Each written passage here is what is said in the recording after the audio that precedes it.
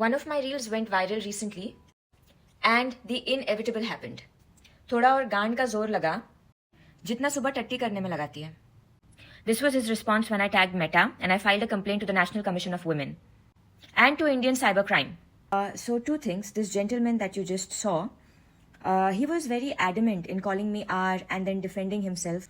A person like Jeffrey Epstein could get away with the level of abuse and violence that he committed because he was too big.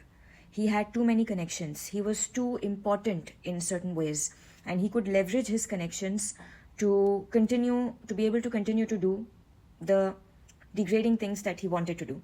Some people are protected because they are extremely powerful and relevant. Some people are protected because they are nobodies. They are powerless and irrelevant. And this gentleman is an example of such a person. He is a nameless, faceless troll, and he has nothing to lose because he's a no one. And he understands that he's a no one.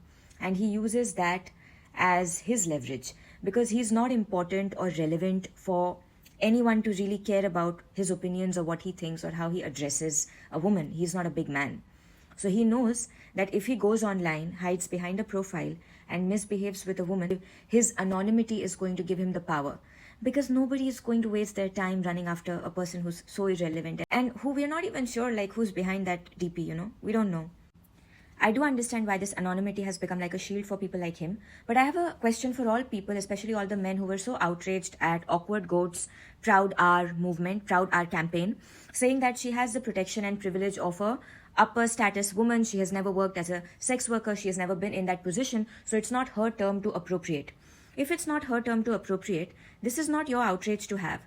Awkward Goat is still a woman. You are not even a woman. You don't even get called the R word just because you went online and said something. Your complaint with Awkward Goat was that she has several steps between herself and that actual experience and the threat of that term.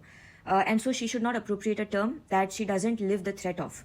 Why are you appropriating the outrage of those women, men? You are as far away and as many steps away from this experience as humanly possible. Who gave you the right to appropriate the outrage of sex workers that you actually exploit?